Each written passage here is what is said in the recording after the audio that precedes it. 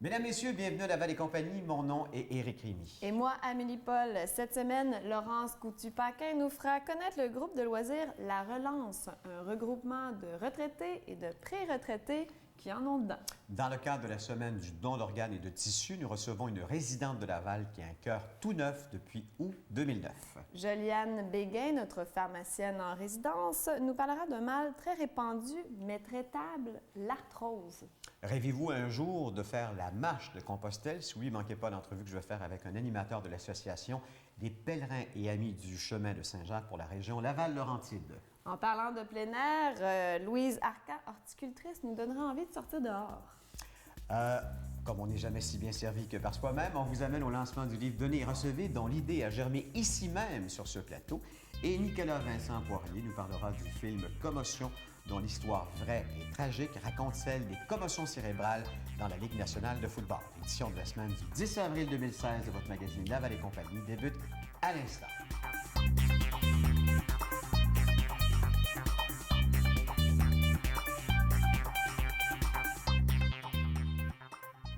Aujourd'hui, on parle du groupe Loisirs La Relance avec Régent et Normand. Bonjour, messieurs, comment ça va? Bonjour, ça va bien? Bon, moi, je veux savoir, c'est quoi La Relance? C'est un organisme de loisirs pour les retraités, particulièrement. Et on va être de plus en plus en demande. Hein? Les boomers s'en vont à la retraite. C'est vrai. Donc, venez nous voir. Ça fait combien de temps que ça existe? On est dans notre 33e année, Wow, 34 bravo. à l'automne. Puis comment c'est parti tout ça? Un groupe de femmes de Laval, parce que ça a été un mouvement féminin Cool, au départ. cool. Un groupe de femmes de Laval a décidé que donner des loisirs aux personnes retraitées. Et ça a grossi avec le temps, évidemment. Aujourd'hui, on regroupe tout près de 3000 personnes. Wow! Mon Ouais. Dieu, c'est beaucoup. Je pensais pas que c'était autant que ça. Ah oui, c'est... Puis il y a combien de gens qui travaillent pour La Relance? On a 3 permanents, mais une très grosse équipe de bénévoles. Ah, j'espère. Beaucoup, Mais ça, beaucoup de vous en bénévoles. cherchez toujours des bénévoles? Toujours. Est-ce qu'il y a des critères pour être bénévole? Ça peut vraiment être n'importe qui? Autant que possible, il faut être membre de la relance déjà, connaître un peu ce que c'est la relance, puis avoir des aptitudes un petit peu informatiques aussi, capable de travailler sur l'ordinateur, parce que de plus en plus, on demande à nos employés de travailler sur l'ordinateur, ce qui n'était pas le cas il y a de ça peut-être 4 ou 5 ans. Ouais. Ça fait pas tellement longtemps qu'on est informatisé. Mais comment on devient membre? Qu'est-ce qu'il faut que ça prenne? Les critères d'âge, Puis c'est tout? Ben oui, c'est tout. Retraité, C'est cool, 50 ans et plus. Parce qu'il y en a qui retraitent de bonne heure, Ouais. mais de plus en plus jeunes. Puis ça, est-ce qu'on va sur le site Internet, puis on demande d'être membre, puis là, vous nous Le site recontactez, Internet ou- ou la publicité dans les journaux, quand arrivent surtout les périodes de recrutement de nouveaux membres Mm-hmm. et tout, c'est surtout l'automne qui est vraiment la grosse saison de recrutement. Mais évidemment, on a des cours d'été, des cours d'hiver, des cours de printemps. Actuellement, on est en inscription pour les cours de printemps, les sessions de printemps. C'est vraiment le fun. Puis, Absolument. on va parler un petit peu de la relance plus profondément. Oui. Il y a des activités que vous offrez, autant physiques que plus techniques, je peux dire ça comme ça. C'est quoi le genre d'activité qu'on peut retrouver? Bon, on est probablement l'organisme à Laval pour les retraités qui offre le plus d'activités de nature culturelle, de nature intellectuelle, je dirais. Là. Et Régent peut vous faire une bonne description de Ben oui, tous certainement. les cours et les activités qu'on a. les activités physiques, on a beaucoup de cours de mise en forme. D'ailleurs, à tous les jours, on a des cours d'activité de mise en forme. D'étirement, on a de la gymnastique holistique, de la gymnastique plus douce. OK? On a aussi des cours de yoga, des cours de yoga sur chaise. On a des cours de Mais langue. j'imagine que ça varie un peu selon... ça varie selon l'âge un petit peu. Là, je veux dire, on n'aura pas le même cours de yoga pour quelqu'un qui vient d'avoir 55 ans que pour quelqu'un qui est plus Non, âgé. mais le tu sais. 55 ans, il va y avoir du Zumba. OK. Alors, OK. il va bouger beaucoup plus. On a beaucoup de cours de Alright. danse. On a du Zumba, comme Normand dit. On a aussi des cours de danse en ligne, beaucoup de cours de danse en ligne. Fun. On a un nouveau cours qui commence qui s'appelle le Belly Fit. Très beau cours, pour femmes seulement. Mais c'est des cours qui touchent un petit peu, entre autres, le baladi. Ça OK. fait partie un peu de ces cours-là. On a des cours au niveau plus culturel. On a des histoires de l'art. On a atelier d'écriture, OK. histoire du monde. On a des conférences. On a Daniel Turcotte et Marcel Tessier. Je pense que Marcel fun. Tessier a passé dans ses bureaux ici, je pense. Oui, J'ai vu je- ça l'automne dernier. Qui n'est pas passé dans ce bureau aussi, Peut-être, hein? c'est ça, oui. Et puis, il manquait seulement nous autres. C'est ça, voilà. C'est voilà. Et puis, c'est ça, on a plein de cours. On a de très nombreux intéressants. ateliers aussi où les gens sont très participatifs. Je pense entre autres à de la philosophie. On a des très beaux groupes dans les ateliers de philosophie. Ça discute en masse C'est fun, de ça. tous les sujets. Et ça garde, ce qui est important, ça garde le monde actif. Puis on a des sorties, plein de C'est ça que je sorties. voulais qu'on parle. Plein, Des plein de sorties comme ça, c'est quoi? Regarde, moi, en donne une à titre d'exemple. Demain, toute la journée demain, on s'en va au Musée des Beaux-Arts voir l'exposition Pompéi, un plein autobus, on dîne ensemble. Donc, une cool. cinquantaine de personnes. Et c'est comme ça, je dirais, à peu près à toutes les 2 semaines ou à peu près, il y a une une activité. sortie. Une sortie. Oui, oui. Cette année, ils vont au Saguenay. Wow, OK. Ouais. L'automne dernier, ils sont allés aussi à Boston. OK, ils font l'année des précédente, à sorties vraiment Washington. loin, là. grandes Oui, sorties. Washington. On a passé 5 Ah, jours à ça, Washington. c'est fun. Ça, vraiment, là. Les Avec sorties, guide là. accompagnateur et tout. Là, c'est Wow. extrêmement plaisant. Mais c'est sûr, parce qu'on s'entend que quand on est rendu, je ne vais pas dire à cet âge-là, mais on veut faire le plus d'activités possible parce que Exact. c'est plate de se retrouver tout seul ou on veut s'en mettre le plus possible dans notre horaire. Puis c'est le fun de faire un petit voyage à Boston. Oui, Je pense que- C'est un découvrir. des objectifs de, Ben oui. de l'organisme aussi, c'est de sortir les gens d'isolement. Souvent, les gens, ils tombent seuls, puis en sortant dans la relance, on a beaucoup de plaisir à la relance. C'est un milieu qui est ouvert, les gens se parlent beaucoup, il y a du café, Les on gens se doivent se faire rencontre. des amis aussi, Ah, oui, comme oui, rencontrer oui, une oui, belle personne. Absolument. On a des Ouais. dîners communautaires qu'on appelle, là où il y a beaucoup de gens qui viennent se rencontrent, puis on organise toujours des choses assez intéressantes. Il y a de la danse, il y a des jeux de cartes. Vraiment des choses. fun. Fait qu'on s'occupe. Puis vous avez aussi le magazine que vous m'avez apporté, Oui. que vous sortez une fois par année, c'est ça? Oui. Qu'est-ce qu'on retrouve dans ce magazine-là? Ça, c'est notre trait d'union. OK. On parle beaucoup de la relance, évidemment. C'est une vitrine pour nous autres aussi. Mm-hmm. Et puis, on a aussi l'explication, on explique nos cours, nos activités, une description de ce que sont les cours. Parce que 3 fois par année, on produit un autre document. Oui, c'est là ici. Oui. Ce document-là, c'est la programmation d'automne. Ensuite, on en sort un autre pour l'hiver, puis un autre pour le printemps.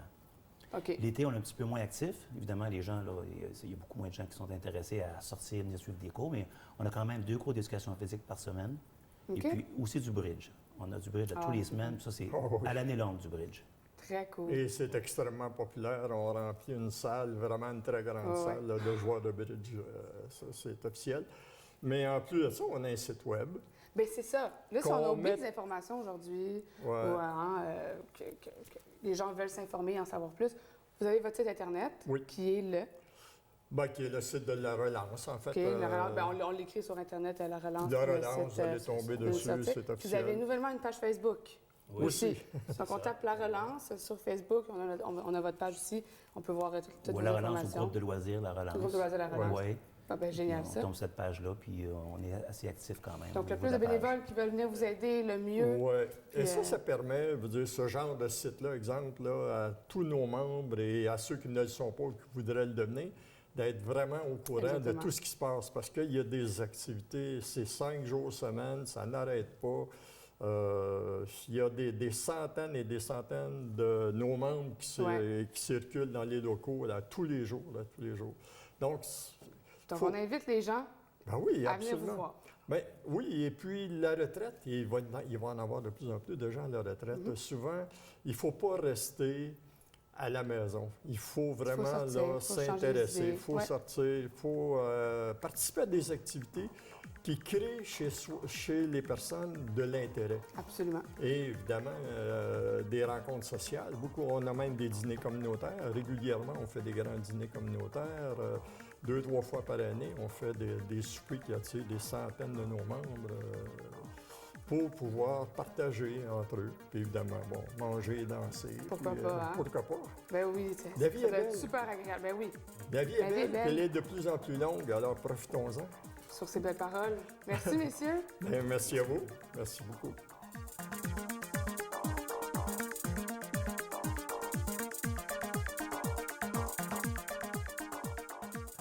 En décembre dernier, on dénombrait au Québec 1469 personnes en attente d'un don d'organes ou d'un rein. Et de ceux-ci, quelques 112 sont de la région de Laval. Dans les prochaines semaines, ce sera la semaine nationale du don d'organes et de tissus. Et pour nous en parler, nous avons le plaisir de recevoir une greffée du cœur qui est de Laval. Elle a pour nom Nicole Fortin. Merci et bienvenue à Laval et compagnie. Comment allez-vous? Ça va très bien. Merci de votre invitation. Ça me fait plaisir. Justement, depuis 2009, comment vivez-vous ça et quelle était la condition qui vous a amené à être greffé du cœur? En fait, la greffe du cœur, c'était pas dans mes plans de vie. Sûrement pas, non? Non, mais il y en a qui c'est parce qu'ils ont des malformations de naissance. Moi, c'est un virus que j'ai attrapé, comme la grippe. Là. Ah oui? Oui, oui, bêtement. là, c'est OK. un virus, mais qui s'est attaqué à mon cœur puis qui a détruit petit à petit, qui l'a détruit petit à petit. Mais, puis qui a mené, c'est ça, que ma seule chance de survie, c'était d'avoir une greffe. Là. Mais depuis 2009, ça va bien. Au début, c'était un peu rock'n'roll. C'était difficile de remonter la pente parce que c'est pas rien non plus, là, de se réapproprier son corps. Là. Bien sûr. Mais Puis là, de ça va vivre bien. avec un organe de quelqu'un d'autre aussi. Et psychologiquement, il doit quand même y avoir... Pour moi, non. Non? Non, dans le bilan après-greffe, on rencontre un psychiatre pour voir comment on vit avec OK. l'idée d'avoir le cœur de quelqu'un d'autre sans savoir c'est qui, si c'est une minorité étrangère ou parce que ça peut faire appel au racisme. Bien là, sûr. mais non, moi, j'ai pas de. Je me suis jamais posé cette question-là. Je me dis non, il marche, puis c'est à moi. Tant mieux. Oui. Donc, le don d'organes, c'est important pour vous. C'est pas pour rien que vous êtes ici dans notre non. studio. Justement, le don d'organes et de tissus bon, prend de l'ampleur au Québec, mais on n'est pas encore rendu tout à fait à avoir, je vous dirais, aboli tous les tabous autour de ça. Est-ce qu'on peut faire un peu le tour des tabous? Peut-être inciter justement les gens à signer leur carte de don d'organes, justement? Ben, oui, on vit dans une période de recyclage. C'est sûr que. Oui, c'est On vrai. donne une seconde vie au verre, au carton, mais pourquoi pas aux êtres humains aussi, c'est encore d'autant plus important, c'est d'autant plus précieux, dans le fond. Là. Puis oui, c'est le fun que les gens signent leur carte. La preuve, c'est que si personne n'avait signé pour moi, je ne serais pas là pour vous en parler. hein. C'est vrai, vous ne Mais- seriez pas là devant moi. ouais. Mais il y a aussi ceux qui prônent le don par défaut sur le permis de conduire.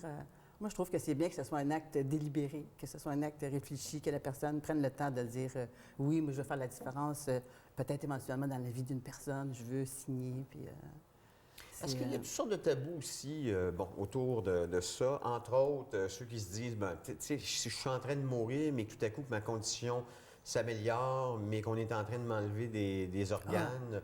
Il y a ça Oui, oui, oui. aussi. Oui, tu sais, ils vont-tu me laisser, je vais être comme en bouillie une fois qu'ils m'auront enlevé tous mes organes? Tout ça n'est pas vrai, là, je veux dire. Non, mais de toute façon, non. Si vous C'est écoutez très n'importe- éthique. Oui, les reportages que les médecins font, les médecins est là pour sauver la vie, pour préserver la vie. D'abord, Oui, à ce point que s'ils voient que la famille n'est pas prête à signer pour le don d'organes, ils ne vont pas pousser la famille à le faire parce que la famille reste. Puis ils ne veulent pas que la famille ait une mauvaise expérience Bien avec sûr. la mort. Fait qu'ils ne vont pas insister, ils vont pas... C'est pour ça qu'il y a si peu de donneurs. C'est que les conditions ne sont pas toujours réunies pour que ça mène à ça. Bon, qu'est-ce qu'on peut donner? Ses yeux? On peut donner, oui, il y a 8 organes. On peut donner les yeux, mais le cœur, le foie, les reins, le pancréas, les poumons, les yeux. Une personne peut sauver 8 vies.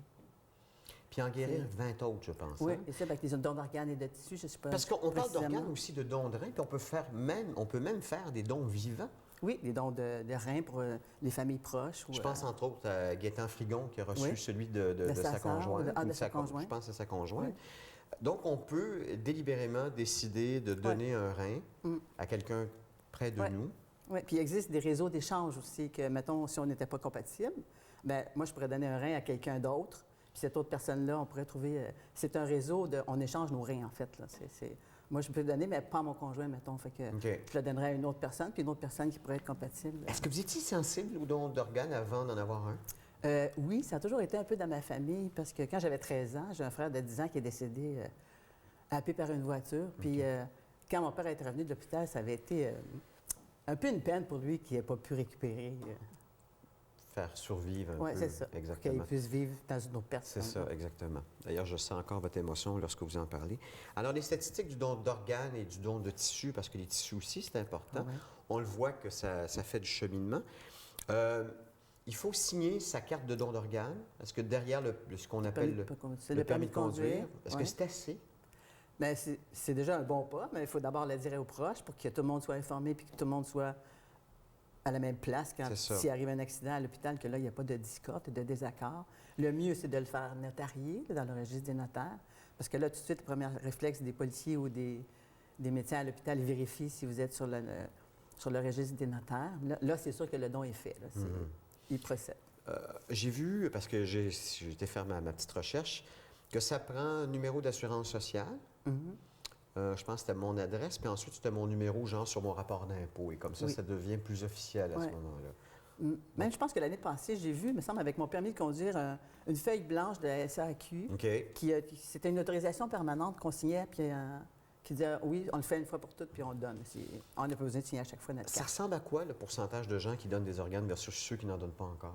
Avez-vous des Je ne chiffres? connais pas le pourcentage, mais je sais que sur 100 personnes qui signent leur carte, il y en a une qui peut donner ses organes parce qu'elle décède dans des conditions Ouais. favorables. Oui, parce que ça prend des conditions quasiment idéales Oui, ça prend des pour conditions préserver idéales. justement les organes. Ouais. Donc, c'est pas parce qu'on signe notre Non. carte de don d'organes qu'on va éventuellement prélever ces dons. Non, malheureusement. Non. Puis il n'y a pas d'âge, hein, je pense, hein, pour Non. donner de ses organes. Ah non, c'est bon, il y a des organes comme le foie, c'est bon jusqu'à 80, il n'y a pas d'âge. Oui, à un moment donné, ça Bien devient sûr. un peu vieux, là, mais non, jusqu'à 80, il y a toujours des petits bouts qui sont récupérables. Donc, de là, l'importance de signer votre carte de don, de vous impliquer. C'est la semaine donc, nationale du don d'organes et de tissus, du 17 au 24 avril. Si on en parle, c'est justement pour faire avancer. Parce qu'il y a encore des gens qui perdent la vie parce qu'ils n'ont pas De donneur. de donneur. Oui. Et ça, c'est absolument terrible. C'est terrible. Alors, il faut signer donc le collant derrière son permis de conduire. On peut aussi signifier son don d'organes ou de tissus en allant le remplir sur signerdon.gouv.qc.ca. Sinon, il y a 877 Infodon, 1-877 Infodon, où on peut avoir toutes les informations sur le don d'organes pour se prolonger et donner effectivement une seconde chance à quelqu'un, Ben oui. comme ça a été votre cas. Ah oui, j'étais chanceux. Ah, vraiment. Merci, Nicole. Ben, merci beaucoup. Merci.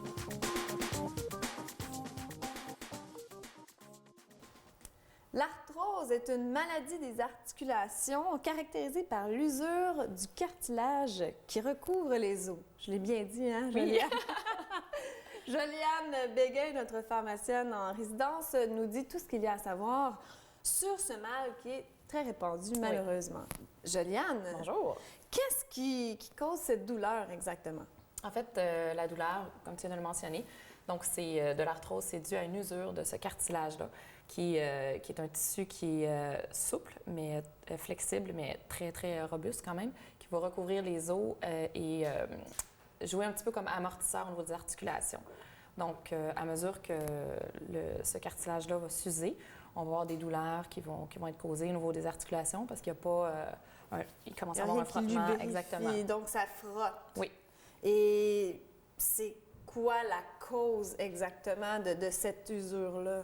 Malheureusement, on n'a pas de cause exacte.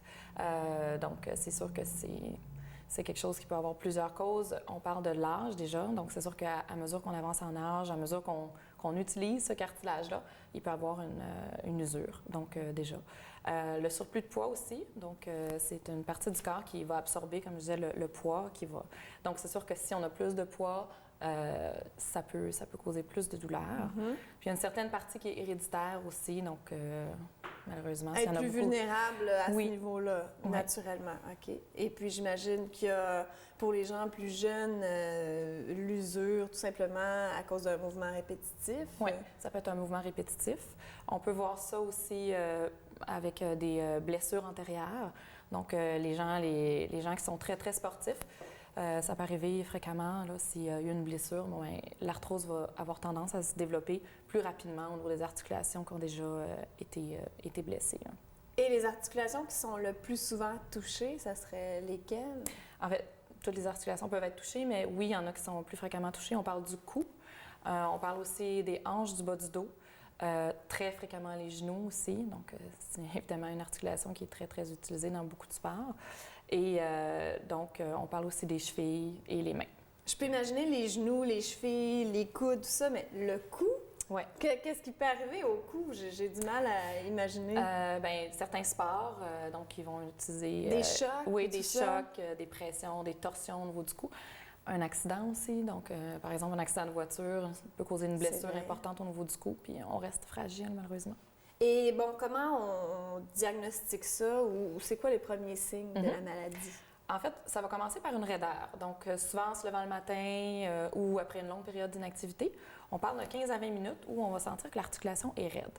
Ensuite, il peut se développer une douleur. Donc, la douleur peut être au départ seulement dans des activités qu'on va pratiquer, mais malheureusement, ça peut aller jusqu'à toute la journée, parfois même, malheureusement, déranger le sommeil. Donc ça, c'est une autre étape. Ensuite, on peut voir même de l'inflammation. Donc juste à l'œil, on va pouvoir voir que l'articulation est inflammée. Puis ça va empêcher certains mouvements ou les rendre plus difficiles. J'imagine que ça s'en va toujours de pire en pire là, si on ne fait rien, Oui, justement, exactement. comme tu dis, jusqu'à troubler le sommeil parce Oui. que ça fait trop mal. Oui. Alors, qu'est-ce qu'on peut faire, finalement, pour éviter que ça dégénère? Oui, parce que malheureusement, l'arthrose, c'est pas une maladie qui se traite complètement. Donc, mais ce qu'on peut faire, c'est soulager les symptômes, justement, et le plus possible, diminuer l'évolution de la maladie. Donc, déjà, pour soulager, d'abord faire de l'exercice, OK? De l'exercice pratiqué de façon fréquente, mais pas un exercice avec beaucoup d'impact. Ça peut aider au niveau Pour le poids, pour Oui. limiter Oui. le... Bien, déjà, pour les gens qui sont en surplus de poids, perdre du poids, ça va aider. Ça va diminuer beaucoup la pression qui va être mise sur les articulations. Donc, pour soulager aussi, on peut prendre des analgésiques, donc soit des topiques, donc des crèmes, des gels qu'on va mettre sur l'articulation, ou prendre, par exemple, des comprimés pour aider. On peut appliquer aussi de la chaleur pour soulager l'articulation, donc on peut 15 à 20 minutes, soit une bouillotte ou un sac chaud. Mais aussi, on peut appliquer du froid, donc surtout quand il y a beaucoup d'inflammation. Donc, c'est sûr que s'il y a de l'inflammation, on va éviter la chaleur. À ce moment-là, on va appliquer du froid. Donc, on parle d'environ 10 à 15 minutes, mais on va espacer au moins 2 heures entre chaque application. Donc, tout ça, c'est vraiment pour limiter Oui. les symptômes. Mais C'est- si on veut aller à la cause là, pour essayer vraiment de renverser la maladie, ça serait, comme on parle toujours pour toutes Oui. les maladies, faire attention à soi, L'alimentation, l'exercice. l'exercice, on va faire idéalement des exercices de renforcement 2 à 4 fois semaine. Idéalement, on espace toujours une journée de repos entre chaque. Des étirements aussi, très importants, on peut en faire à tous les jours. Donc ça, il ne faut pas se limiter là-dessus, les étirements à Le tous les repos jours. aussi. Le repos. Déstresser. Oui, toujours important, bien s'alimenter. Puis évidemment, pour les exercices, c'est préférable de voir un professionnel au niveau sportif là, pour s'orienter, surtout si la maladie a déjà commencé, pour avoir les bons exercices pour s'aider et non pas empirer le problème. Alors, il y a toujours des bonnes façons de limiter les dégâts, les Oui. symptômes, tout ça. Mais ça revient toujours au même. Faites attention à votre santé. Exactement. Prenez soin de vous, mesdames et messieurs. Encore une fois, merci, Joliane. Ça fait plaisir.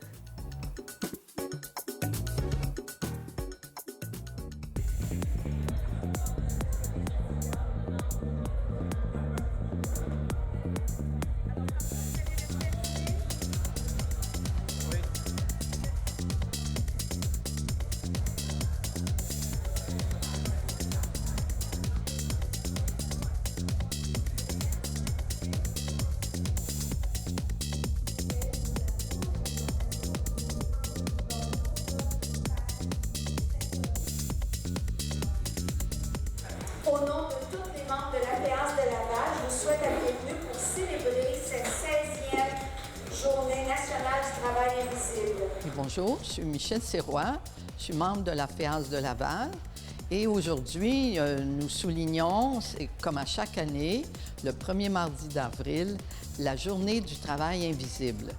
Alors, c'est pour souligner tout le travail qui n'est pas rémunéré, non reconnu et qui est fait en grande partie à 80 à peu près par les femmes.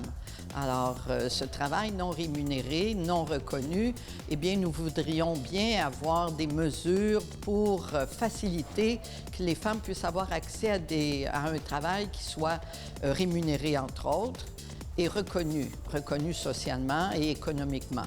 Entre autres, le fait qu'il y a un réel besoin de conciliation travail, famille, études, pour faciliter l'accès justement aux études ou au travail pour les personnes qui font ce travail qui est souvent non rémunéré, mais qui les met dans une position qui est précaire au niveau économique, souvent de faibles revenus et par moment, quand c'est surtout pour des proches aidants ou des jeunes enfants, ce sont des femmes qui en grande partie, font le travail gratuitement et ça crée des éléments de pauvreté pour les femmes.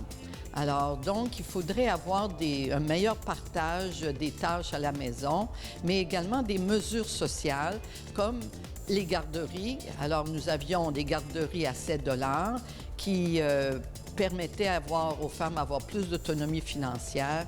Et ça, le gouvernement est en train de mettre la hache là-dedans. Et également, avec plusieurs mesures d'austérité, on est en train de faire porter le fardeau du soin des gens âgés, du soin des enfants. Tout le travail, donc, qui est fait bénévolement, on le fait porter en grande partie aux femmes. Alors, donc, nous voudrions justement mentionner par cette journée du travail invisible qu'à un moment donné, ça suffit les reculs. Alors, il faut cesser de reculer. Les femmes, pour dire comme on dit au Québec, sont tannées de reculer. On voudrait avoir un appui gouvernemental pour progresser et non pas des lois, des mesures d'austérité pour nous faire reculer. Bonjour, je m'appelle Hadi Sow. Je suis gestionnaire de formation. Je suis aussi directrice d'une édition qui parle aux minorités ethnoculturelles. Je me suis impliquée au niveau de la journée du travail invisible, puis j'ai aidé Madame Gilbert de la FEAS à organiser cet événement, la conférence de M. Jean-Marc Cossan sur le travail invisible. Pourquoi je me suis impliquée en étant surtout issue des minorités ethnoculturelles? C'est parce que c'est certainement un aspect de l'économie qu'on n'appréhende pas, puis qui existe ici au Québec. Puis des femmes se sont battues pendant 50 ans, la FEAS va avoir 50 ans cette année, pour améliorer le sort des femmes qui travaillent à la maison, qui sont des aidants naturels, qui travaillent dans les entreprises de leurs conjoints au quotidien et qui n'ont pas de reconnaissance. Donc moi, cet aspect m'a interpellée parce que je sais qu'au niveau des minorités ethnoculturelles, il y a beaucoup d'aidants naturels. Quand il y a un malade à la maison, il y a souvent une femme qui reste à la maison pour s'en occuper, puis c'est essentiellement des femmes. Au niveau des entreprises aussi, on sait qu'il y a beaucoup de gens issus des communautés ethnoculturelles qui ont des commerces, des boutiques et tout. Puis leurs femmes s'impliquent auprès d'eux, puis n'ont pas de filet social, il n'y a pas de cotisation à l'assurance, il n'y a souvent pas de salaire. Puis s'il y a une séparation, elles sont aussi souvent lésées. Donc c'est vraiment dans ce cadre-là que je m'implique au niveau de la FEAS. J'invite aussi les gens issus des communautés ethnoculturelles à s'intéresser aux organismes qui existent au Québec, qui font la promotion de la défense des femmes, qui font partie aussi des minorités, parce qu'il faut qu'on se le dise, même si le Québec est très en avance, les femmes ont encore beaucoup de combats à mener pour avoir l'égalité des salaires, pour avoir l'égalité de traitement, pour avoir la reconnaissance du travail invisible, l'appui nécessaire aux aidants naturels. Surtout qu'on est dans une époque actuellement où on coupe beaucoup tout ce qui est social et ça a une répercussion sur la vie de toutes les femmes.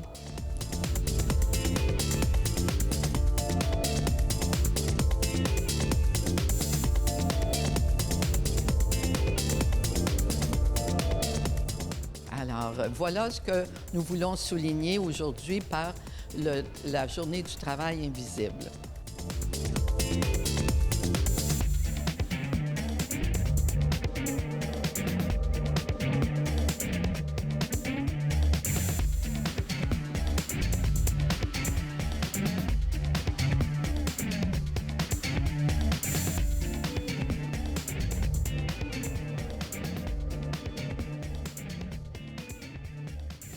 Envisagez-vous un jour de faire le chemin de Compostelle? Si la réponse est oui, ne manquez pas cette entrevue avec mon prochain invité qui est animateur à l'Association des pèlerins et amis du chemin de Saint-Jacques pour la section Laval-Laurentide. Daniel Allard, merci d'être là à Laval et compagnie. Bien, merci. Je vais tout de suite vous le dire, j'ai le goût de faire ça, moi, le chemin de Compostelle pour mes 60 ans. Magnifique projet. Vous l'avez fait? Oui, j'ai fait la partie française. Vous l'avez fait combien de fois? J'ai fait en 2 fois, de Puy-en-Velay jusqu'à Cahors et de Cahors jusqu'à Saint-Jean-Pied-de-Port. Peut-être juste expliquer c'est quoi le chemin de Compostelle, puis pourquoi est-ce qu'on fait le chemin de Compostelle, justement? Le chemin de Compostelle, au départ, c'était un pèlerinage sur le tombeau de Jacques, un des 12 apôtres de Jésus. Aujourd'hui, le chemin de Compostelle est plus rendu comme une activité physique, si on peut dire. C'est quand même des grandes randonnées. C'est le côté historique du chemin. La majorité des gens, je dirais, le font pour le côté historique, mais il y a encore beaucoup de gens qui le font pour le côté religieux Est-ce qu'on peut le pèlerinage. faire en plusieurs fois, là? Oui. Hein? Oui, Sinon, c'est d'un pas- bout à l'autre, c'est combien de kilomètres? Si on parle de la France et l'Espagne, on parle toujours d'environ 2000 km. 2000 kilomètres. Par le chemin. Et 30 jours en France, 30 jours en Espagne. Donc, calculer 60-62 jours pour le faire au complet. Et pourquoi l'association existe depuis 15 ans? Parce que le chemin de Compostelle, il date de... Oui, le chemin Hein, de de Compostelle. centaines d'années, là, je veux dire, il c'est date pas plus. du 9e siècle. C'est ça, Donc, exactement. c'est plus de 1000 ans. Les gens, pourquoi l'association elle existe? Parce que le chemin devient de plus en plus populaire. L'association existe depuis l'an 2000. Et l'idée, la mission de l'association, c'est d'aider les gens avant, pendant et après leur retour. Parce que le retour, c'est aussi important que le départ. Parce que pendant un mois, vous avez vécu sur un chemin, vous avez vécu pas de responsabilité, parce que tout ce que vous avez à faire, c'est marcher. Et quand vous revenez, vous en parlez avec votre famille. La vie normale revient. là. Et c'est ça, vous en parlez avec votre famille, vous ne décrochez pas, vous êtes encore là-bas, et votre famille vous dit à un moment donné, OK, tu passes à autre chose. Donc, l'association est là pour venir partager votre Donc, chemin. un palier d'acclimatation quand on revient de Quand ça. on revient. Et pour le départ, bien, on est là aussi pour dire aux gens quel équipement prendre, comment s'installer. On donne des conférences sur les chemins. Il y en a combien de Québécois qui le font, ce pèlerinage-là, à chaque année? L'an passé, il y a 998 exactement, mais 1000 pèlerins québécois qui sont partis sur les chemins de Compostelle l'an passé. Cette année, on a 555 crédentials de données au 31 mars. Expliquez ce que c'est qu'un crédential. Un crédential, c'est c'est le passeport du pèlerin sur les chemins. C'est ce qui vous donne accès au gîte associatif à moindre coût. Parce que si vous ne l'avez pas, vous payez le plein tarif comme un randonneur. Si vous avez le carnet, c'est beaucoup moins cher et ça vous donne accès. Et vous le faites tamponner et quand vous arrivez à Compostelle, bien, c'est votre preuve que vous avez marché tout le chemin et ils vous remettent un certificat comme quoi vous avez fait le chemin. Il y a plus de femmes que d'hommes qui font le pèlerinage? Oui, l'an passé, il y a eu 58 de femmes pour 42 d'hommes sur les chemins. Et les gens, pourquoi est-ce que les gens le font, justement, ce chemin-là? C'est quoi? Pour plusieurs raisons, je dirais. Moi, je le fais pour le côté historique du chemin, l'histoire du chemin. C'est spécial de marcher sur un chemin romain qui a 2000 ans. Il y en a d'autres qui vont le faire pour le côté religieux. L'Espagne, c'est un pays qui est encore très religieux, donc beaucoup d'Espagnols font le chemin. Et en Espagne, c'est très bien vu quand tu mets dans ton CV que tu as fait le chemin. Oui, oui, c'est très bien Puis il y a vu. aussi les rencontres que l'on fait, parce que ce sont des gens de partout dans le monde qui font ce chemin de Compostelle. Ça, c'est le bout le plus plaisant du chemin, là. Quand tu arrives le soir dans un gîte, tout le monde a marché 20-25 km dans la journée. Plusieurs personnes d'origines différentes et de langues différentes ont réussi à tous se comprendre. Peu importe la langue qu'ils parlent, par les gestes, On peut se comprendre, finalement. oui, c'est ça. L'âge moyen des marcheurs, c'est? Entre 50 et 60 ans, c'est la grosse moyenne. Beaucoup, parce que la majorité, c'est des retraités. Mais il y a quand même beaucoup de jeunes. Le chemin est de plus en plus populaire. Il y a de plus en plus de jeunes qui font le chemin maintenant. Est-ce que ça me coûte quelque chose d'être membre de votre association? Ça coûte 18 par année, mais ça vous donne accès à toutes nos réunions. On donne une réunion par mois avec des thèmes, des conférences, ça vous donne accès à ça. Et ça vous donne la crédentiale gratuitement aussi. Puis idéalement, il faut se préparer combien de temps avant de faire une marche de Compostelle? Étant donné que c'est une moyenne de marche entre 25 et 30 km par jour, moi, je dirais 2 à 3 mois avant commencer à marcher. Moi, je pars au mois de septembre, puis j'ai déjà commencé à... Puis la meilleure période pour faire la marche de Compostelle, c'est? Printemps, automne. L'été, c'est très chaud là-bas, mais les vacances des gens permettent souvent l'été, là. Je l'ai fait au mois d'août, mais il faut s'attendre à des températures de 30 à 40 degrés facilement. Et on peut le faire combien de fois dans une vie? Parce qu'il y a des gens qui le font plusieurs fois. J'ai rencontré une dame que je salue d'ailleurs, Agathe. Je pense qu'elle est rendue à sa 7e fois. Puis elle a quoi, 78 ans? On a beaucoup de gens qui le font plusieurs fois. Moi, ça va être mon troisième. Là. Je pars pour mon troisième chemin. Je ne connais pas personne qui l'a fait une fois qui n'est pas retourné une deuxième fois. Ah oui, à ce point-là. La majorité des gens y retournent au moins une deuxième fois. Vous avez 2600 membres, c'est ça, pour votre association? Oui, c'est ça. Cette année, 2800 qu'on est. À Laval, on a 390 membres. On peut arrondir à 400. À Donc, 400. c'est peut-être le temps, là, justement, de faire appel à votre association. C'est on le va se moment, préparer. parce que c'est là qu'on part sur les chemins. C'est-tu cher? C'est la question que je me pose. L'Espagne est beaucoup moins chère que la France. La France, il faut s'attendre à une trentaine d'euros par jour pour les gîtes, tandis qu'en Espagne, ils ont une formule donativo. Le donativo, c'est tu donnes ce que tu veux L'État exige un minimum de 6 €, parce que des gens donnaient juste 1 €, mais je veux dire, quand tu donnes 10 à 15 € par jour, il faut calculer pour le gîte là-bas, plus la nourriture, mais l'Espagne, c'est pas cher. Puis grosso modo, ça coûte quoi? 2 000, 3 000 peut-être? Moi, je figure 3 000 par personne pour... Par personne, Puis avec les billets d'avion. Est-ce que vous suggérez de le faire d'un bout à l'autre ou de le faire plutôt en tranches, justement? Ça dépend des gens, ça dépend de votre disponibilité pour le faire. Parce que d'un bout à l'autre, ça prend combien de semaines? D'un bout à l'autre, la France et l'Espagne, il faut calculer 2 mois. 2 mois. Il faut avoir ce temps-là. C'est ça. Est-ce qu'il y a des pièges à éviter? Non, pas vraiment. Non? Pas vraiment. Mais idéalement, il vaut mieux se préparer puis justement faire affaire avec votre association. On est là pour les aider. Là. On est là pour ça, nous autres, pour donner des conseils. Je vais faire affaire avec vous, vous le savez bien. Hein? Alors, l'Association québécoise des pèlerins et amis du chemin de Saint-Jacques, le site Internet, c'est le www.duquebecaccompostelle.org. Il y a un numéro de téléphone qui apparaît au bas de l'écran. Vous pouvez appeler, justement. Est-ce que là, vous y retournez bientôt? Je pars le 8 septembre. Le 8 septembre? Le 8 septembre. Chanceux. Ah oui, j'ai hâte. Je vous comprends. Daniel, alors, merci infiniment de votre visite ici. Ça me fait plaisir.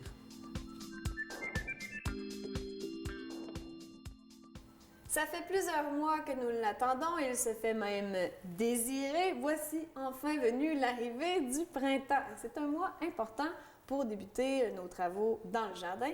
Et pour en discuter avec moi, nous recevons nul autre que Louise Arcand des Serres Sylvain Cléroux. Bonjour Louise. Bonjour Amélie. Alors, bon, on commence par quoi?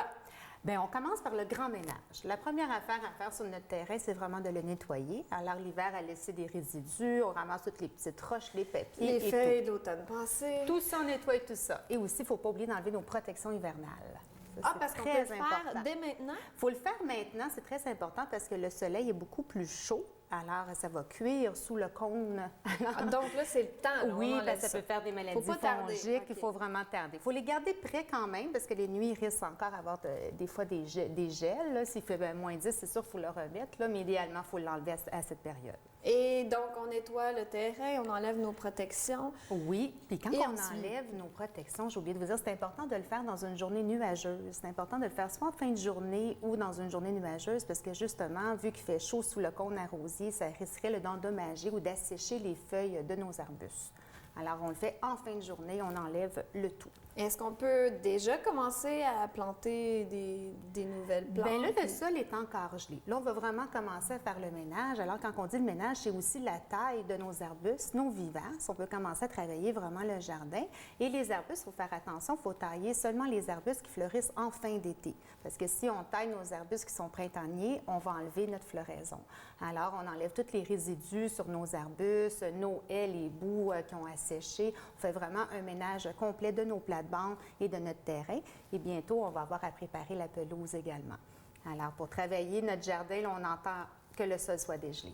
Alors, il faut presque se faire un horaire des étapes à suivre et à quel moment faire telle étape, parce que c'est important, c'est pas n'importe quand. Non, c'est pas n'importe quand, effectivement. Puis au printemps, là, c'est vraiment le temps du grand ménage. Même nos parents disaient, là, c'est le grand ménage du printemps, mais c'est effectivement ça. En dedans et dehors. Exactement, en dedans et dehors. Et quand on commence à travailler, aussitôt que le sol est dégelé, on peut commencer déjà là, à remettre du compost dans nos plates-bandes et vraiment là, de nettoyer. Et on peut aussi diviser nos vivaces là, en cette période.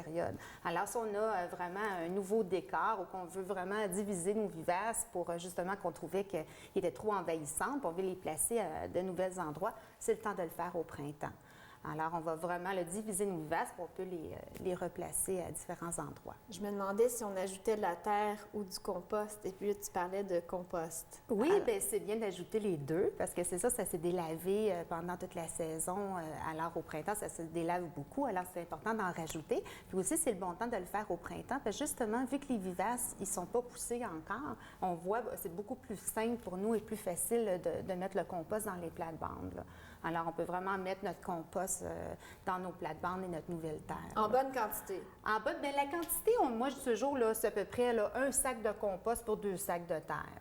On peut être plus généreux si vraiment on voit que notre sol, c'est vraiment appauvri. Là, on peut en mettre plus, là, mais idéalement, là, c'est pas mal 1 sac pour 3 sacs de terre qu'on va utiliser. Et tu parlais de pelouse tout à l'heure.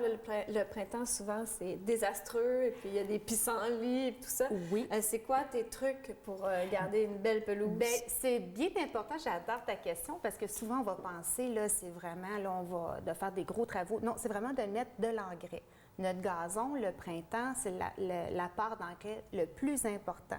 Alors, il y a 3 étapes dans la saison et le printemps, c'est la première étape. Il faut mettre notre engrais pour pelouse. Donc, on va aérer notre gazon. Il est encore un petit peu trop tôt. Par contre, il faut vraiment s'assurer que le gazon il est sec parce que là, c'est encore trop mouillé. Il faut vraiment attendre que ça soit sec.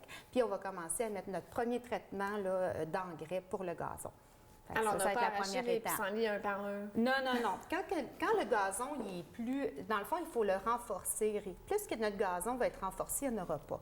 Alors, il faut vraiment s'assurer que notre gazon est en bonne santé. Et la première chose à faire, avant de remettre la nouvelle semence, la nouvelle terre, c'est vraiment de l'aérer et d'y mettre la première engrais pour le jardin, pour le gazon. Et c'est à partir de quand qu'on peut planter nos petites fleurs toutes fragiles? Les annuelles, c'est pas avant la fin mai, mais nos vivaces, aussitôt que le sol est dégelé, on peut commencer à planter nos arbustes. On peut même commencer à planter aux arbustes. Là, je regardais ce matin, le sol est quand même pas très gelé, là, fait que dans les prochaines semaines, là, ça va être le temps de planter nos arbustes, nos vivaces. Et go, on jardine enfin!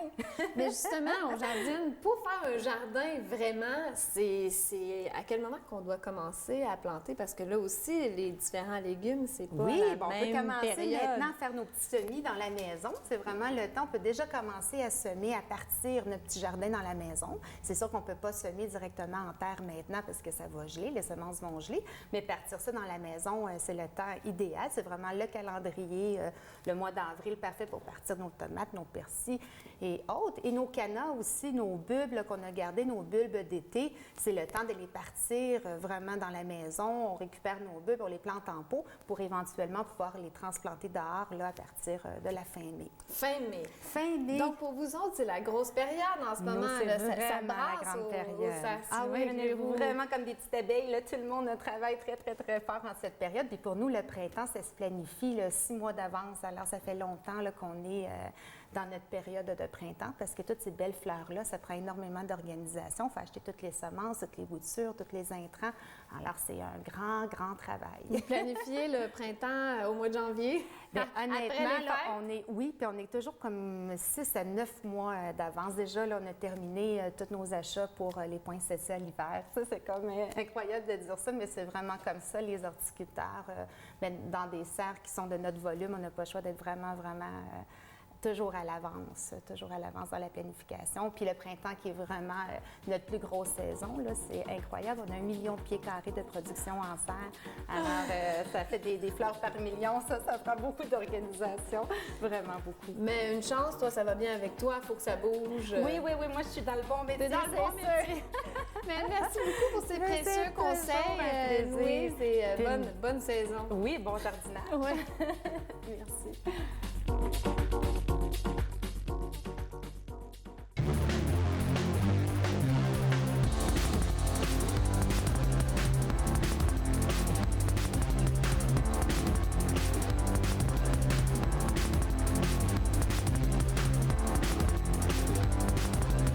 Ici Peggy B, alias la bénévoliste.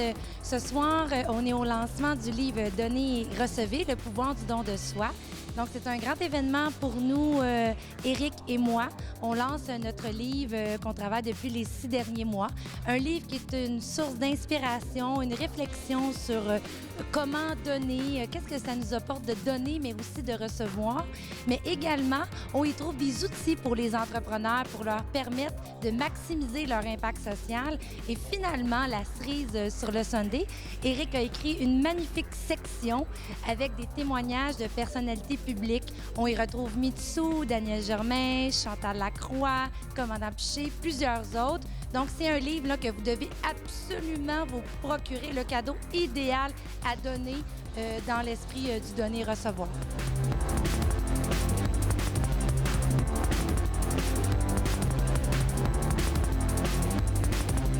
Vous savez que dans ma carrière, j'ai assisté à des centaines de lancements de livres, mais jamais à aucun lancement d'un livre à moi imaginé.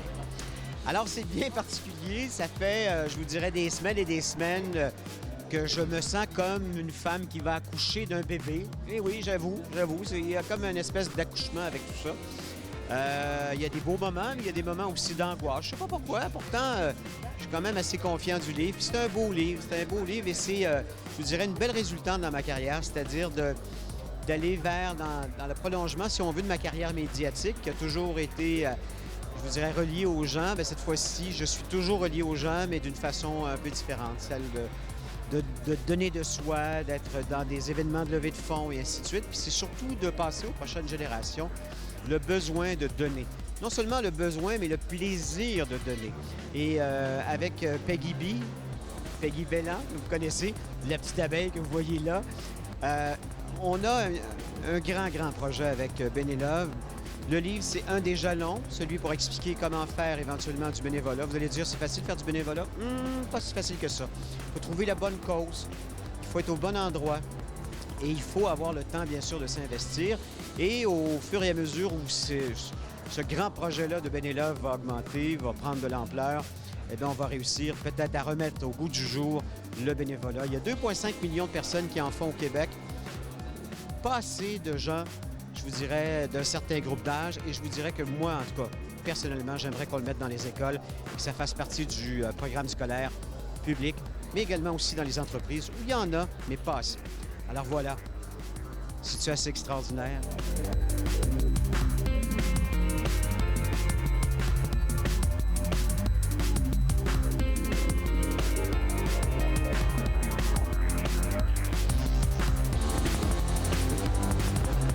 Alors, je suis très fier de faire partie de l'équipe du livre « Donnez et recevez » de Éric Rémy et Peggy Bellan. Ça s'intitule vraiment « Donnez et recevez le pouvoir du don de soi », qui est un livre qui avait vraiment sa raison d'être parce que c'est un livre qui parle du bénévolat, beaucoup, de ce que les gens donnent comme temps, comme énergie pour les autres, parce qu'on n'a pas assez de bénévoles dans la vie. C'est important de donner aux autres. Moi, je l'ai compris parce que je suis porte-parole de beaucoup d'événements et je trouve que l'idée est très originale d'amener les gens à donner. On dit souvent que donner, c'est beaucoup plus valorisant que de recevoir.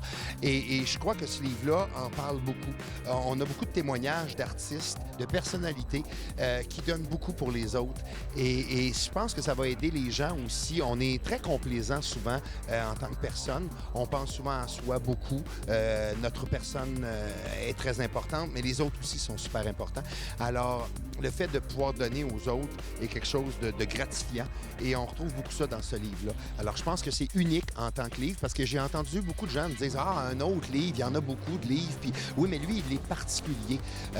C'est un livre qui se lit bien et c'est un livre qui va un peu profondément, qui va changer un peu notre perception des choses. Alors, je vous encourage vraiment à vous procurer le nouveau livre en vente à partir d'aujourd'hui. Donnez, recevez le pouvoir du don de soi, écrit par Éric Rémy et Peggy Bellan. Et je suis convaincu que ça va changer quelque chose dans vos vies. Alors, allez-y tout de suite. Attendez pas, ça va vraiment vous être bénéfique.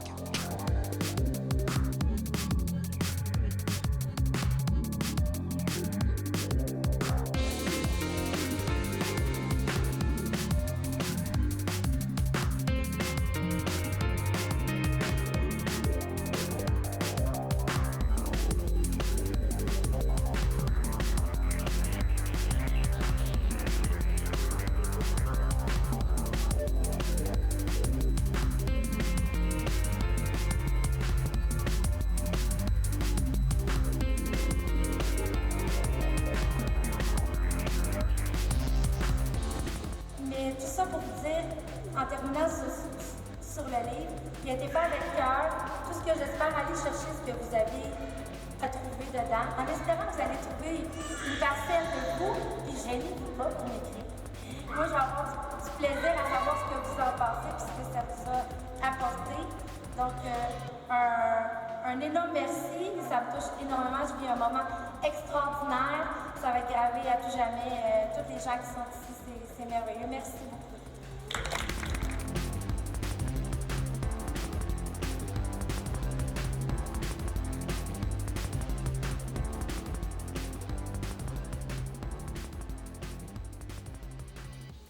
Will Smith est devenu une valeur sûre au box-office, mais avec Commotion, on parle de déception au niveau des recettes.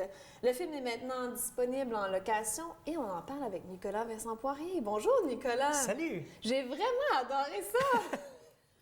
Oui, t'as aimé Commotion? Moi, j'ai trouvé ça très ordinaire, même si le sujet est très intéressant.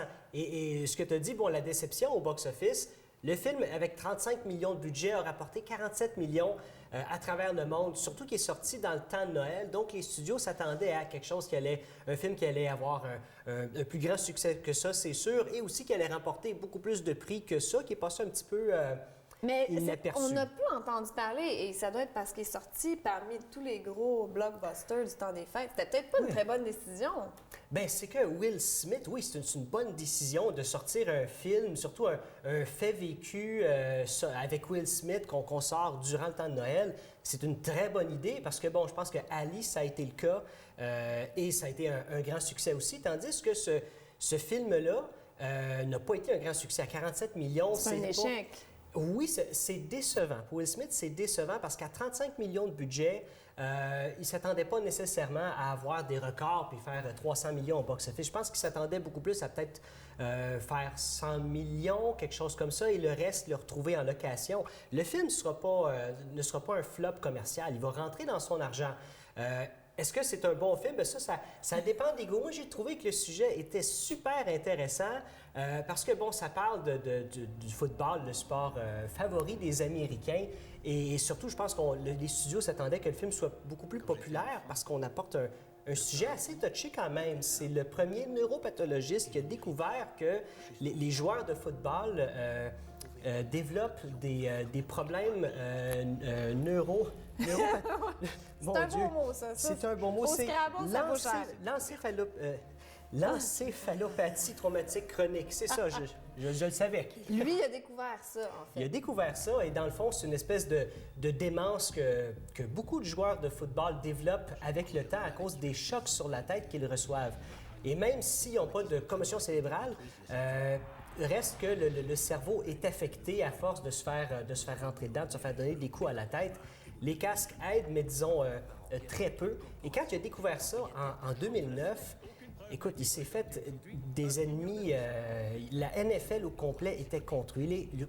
Et la NFL, on parle d'une business de 12 milliards par année. C'est un gros cartel, c'est une grosse business. C'est une grosse business. Et même que dans le film, on dit justement, c'est tellement gros la NFL aux États-Unis qu'une journée de la semaine leur appartienne. Bien oui, c'est le dimanche. C'est le dimanche que, ben, tu sais, qu'est-ce qui se passe? Bien, c'est le football. Il n'y a rien d'autre, tu sais. Mais comme dirait Dr. Bennett, Dieu ne voulait pas qu'on joue au football. Oui, et c'est ça qui est un peu drôle aussi. C'est pour ça qu'un peu, il s'est mal fait recevoir, ce docteur-là, parce que, bon, lui, il débarque il vient du Nigeria, et quand il est arrivé aux États-Unis, il ne connaissait pas vraiment la culture, encore moins le football. Il n'a jamais regardé de sa vie. Et là, tout à coup, lui, il commence à dire à tout le monde, le football, c'est dangereux, il faudrait peut-être arrêter. Ça marche pas comme ça. Bien, ça marche pas comme ça. Les joueurs de football à Pittsburgh, c'est des héros, donc tu peux pas juste arriver puis dire ça comme ça. La NFL a essayé de le démolir, bon, ce qui n'a pas marché finalement, mais quand même, il y a eu d'énormes obstacles.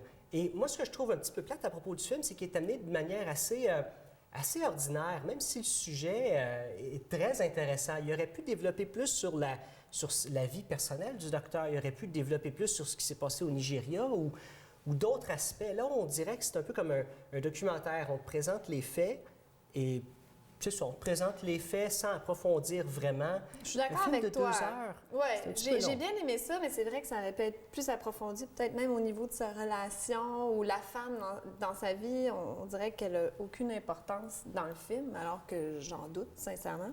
Mais oui, peut-être amener plus d'émotion. Oui, parce qu'il faut juste gâter la surface. Comme qu'est-ce qui se passe après? Qu'est-ce que la NFL fait après avec ces informations-là? Une fois que c'est sûr, et voilà, on sait que, bon, les joueurs de football, ont des traumatismes crâniens beaucoup plus importants que ce qu'on pensait. Bien, qu'est-ce qui arrive après? On ne sait pas trop. Qu'est-ce qui arrive aujourd'hui avec ça? On le sait pas trop. Dans le film, on ne le sait pas. Donc, c'est ce que j'ai trouvé un petit peu plate, surtout pour des choses qui se sont passées en 2002. Donc, tu sais, je trouve qu'il aurait pu approfondir un petit peu plus ça. Puis ce qui est drôle, le réalisateur du film, Peter Landsman, c'est celui qui l'a écrit aussi. Mais ce gars-là a écrit en 2014 Kill the Messenger.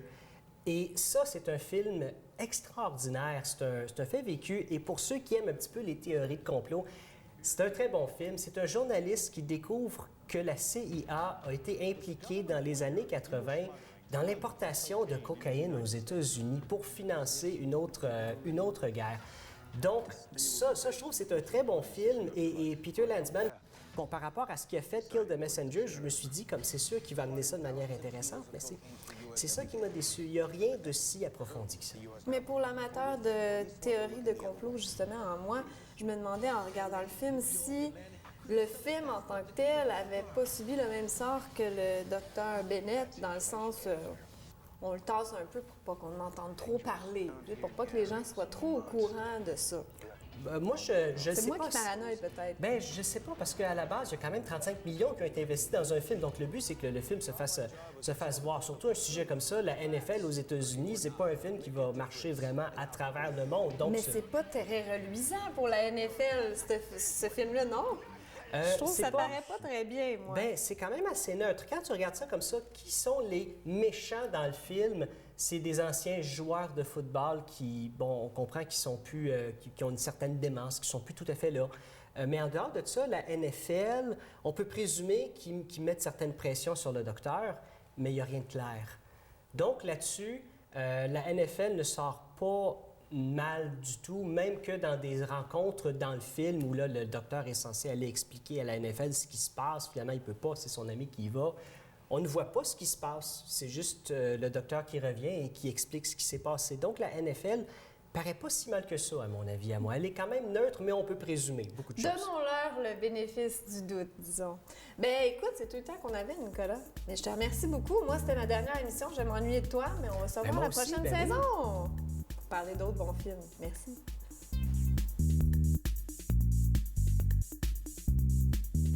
Eh bien, voilà qui conclut notre émission pour cette semaine. Si vous aimeriez faire parler de vos événements, de votre association, de votre organisme, voici les différentes façons pour entrer en contact avec l'équipe de Laval et compagnie. Oui, tout d'abord par téléphone au 450-490-4089 ou par courriel à info@commercialtvrl.ca. Si vous désirez revoir ou partager nos émissions sur le web, prenez note qu'elles sont toutes en ligne à tvlaval.ca ou sur YouTube. Bien, merci à tous les invités qui se sont déplacés en studio, à nos excellents chroniqueurs et chroniqueuses, de même que notre équipe de réalisation et de production. Et n'oubliez pas qu'une ville, peu importe sa taille, ceux qui la gardent vibrante et vivante sont ceux et celles qui l'habitent, s'en occupent et s'en préoccupent. Je vous donne rendez-vous la semaine prochaine, puis toi, la saison prochaine? La saison prochaine, mais oui, c'était ma dernière. OK. Au revoir à tous. On dit pas adieu, là, on dit pas adieu. Non, pas adieu. Au revoir. À la prochaine. Au revoir tout le monde. Merci d'avoir été là. Merci, ma Valérie. Merci à toi.